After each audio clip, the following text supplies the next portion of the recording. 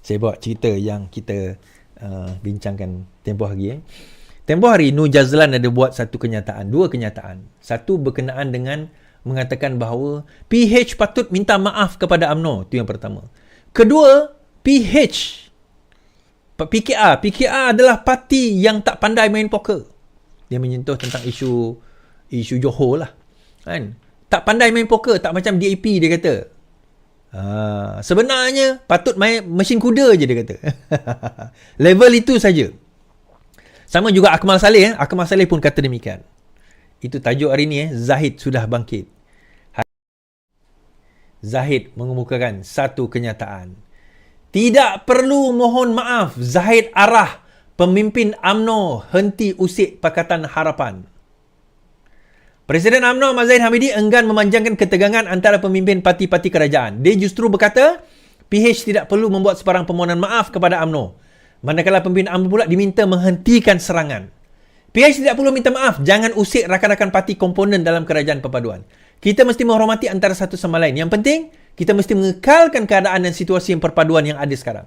Jangan timbulkan sebarang masalah, tegasnya. Susulan kemenangan berturut-turut dalam dua pilihan raya kecil, anggota Majlis Tertinggi UMNO Nur Jazlan menggesa PH mohon maaf kerana berikat-ikat memberi gambaran buruk kepada partinya. Katanya keputusan PRK Johor bulan lalu menunjukkan tiada parti tunggal dalam gabungan boleh mendakwa menjadi tunjang utama dalam pakatan. Zahid juga, Timbalan Perdana Menteri Bang Ibrahim berkata, kenyataan Nur Jazlan selain Ketua Pemuda UMNO Akmal Saleh adalah kenyataan peribadi. Selagi Presiden Parti atau Ketua Parti tidak mengeluarkan sebarang kenyataan itu adalah berbentuk peribadi, katanya. Jazlan akur arahan Zahid. Takut kena gantung ke bang? Anggota Majlis Tertinggi UMNO Nur Jazlan menyatakan kesediaannya untuk menghentikan serangan terhadap PH. Keputusan itu dinyatakan kepada Malaysia kini tidak lama setelah Presiden Abdul Zahid mengeluarkan arahan supaya berhenti mengusik rakan parti. Sebagai ahli setia kepada UMNO, saya akur arahan Presiden, katanya. Zahid sebentar tadi berkata, PH tidak perlu membuat sebarang permohonan maaf kepada UMNO. Saya dah buat live tempoh hari tentang perkara ini, tuan-tuan. Saya dah buat live tempoh hari tentang perkara ini. Yang perkara, satu benda yang kita kena, saya cakap hari itulah kan. Bila Nur Jazlan, bila Akmal Saleh keluar kenyataan-kenyataan yang menghentam Pakatan Harapan, yang menghentam PH, sebenarnya benda itu bukan kena pada PH. Benda itu bukan damage PH, tuan-tuan. Benda itu damage Presiden dia, Zahid Hamidi. Tuan-tuan, pertama sekali, yang menghadap Perdana Menteri, yang menghadap PH, yang menghadap PKR, ni siapa? Bukan dia orang. Nur Jazlan tu setakat MKT je. Bertanding pun kalah. Akmal Saleh setakat adun je. Bukan ahli parlimen pun. So, yang nak kena menghadap ni Timbalan Perdana Menteri, iaitu Zahid Hamidi. Selaku Presiden Parti UMNO. So, bila dia membuat kenyataan itu yang pertama. Yang kedua, tuan-tuan tak rasa ke, kalau sekiranya dia nak buat desakan dan cakap macam tu, melangit kata orang, untuk Johor, orang-orang Selangor tak berbunyi ke? At least di Johor, PKR menang 13 kerusi, tuan-tuan. 12 kerusi. Pakatan Harapan menang 12 kerusi. Di Selangor, BN menang 2 kerusi je. Tu pun kita bagi ketua kampung, kita bagi JKK, kita bagi jawatan itu, jawatan ini. Malah dekat Gombak, sampaikan Amir kena bagi 1 kerusi lawan Hilman untuk UMNO. Tapi bila masuk bab lain, tiba-tiba, ni tak boleh. Ini kami punya, ni kami kena jaga. Kan? Saya dah kata, kita tak tembak UMNO buat masa sekarang ini. Kita tak tembak UMNO. Kita ceasefire. Kita nak bentuk, kita nak membina negara. Tiba-tiba bila kau main tembak macam tu, takkanlah kau nak main tembak macam tu, kita tak main tembak balik. Mak kata cerita P. Ramlee kan, tendang kau je kau ingat, tendang aku apa? Letak kat pajak gantung.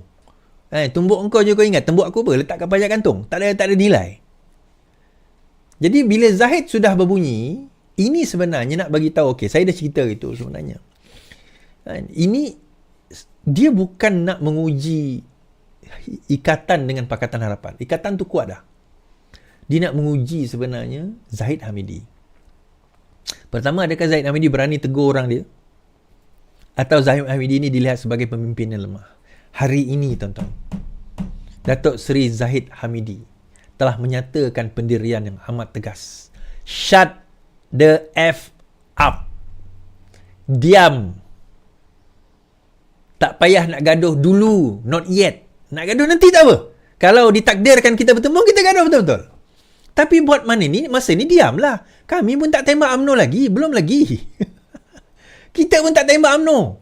Tak tembak Barisan Nasional lagi, tuan-tuan. Tapi bila dia dah mula, kita mulalah. Dia dah diam, kita diam. Tak ada masalah.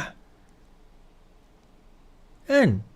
Ini kadang-kadang, tuan-tuan, dia bukan pimpinan UMNO. Saya percaya bukan pimpinan UMNO. Dia kadang-kadang orang bawah-bawah ni telajak ni. Telajak.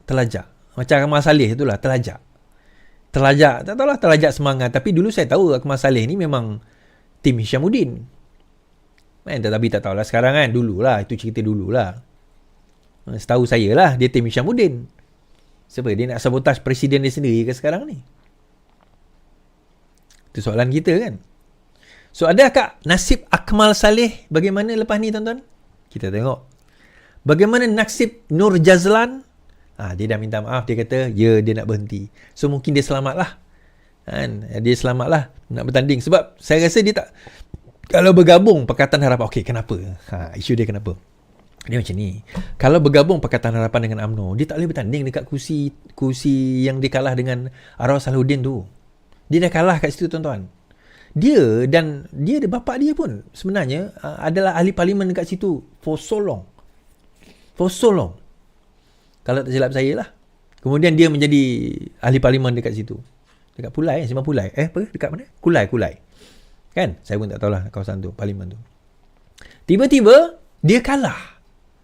Bila dia kalah itu, tuan-tuan, situ satu tamparan buat dia. Mungkin lepas ni dia tak tahu dah kerjaya politik dia mati kot.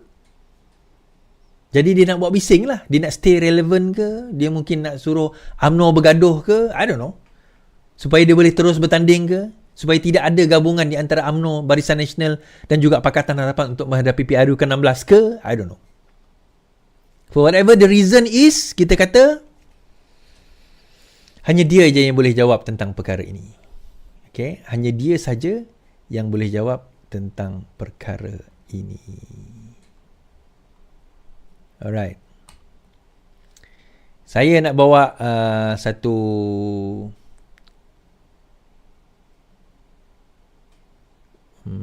promosi. Bukan promosi, cerita lah.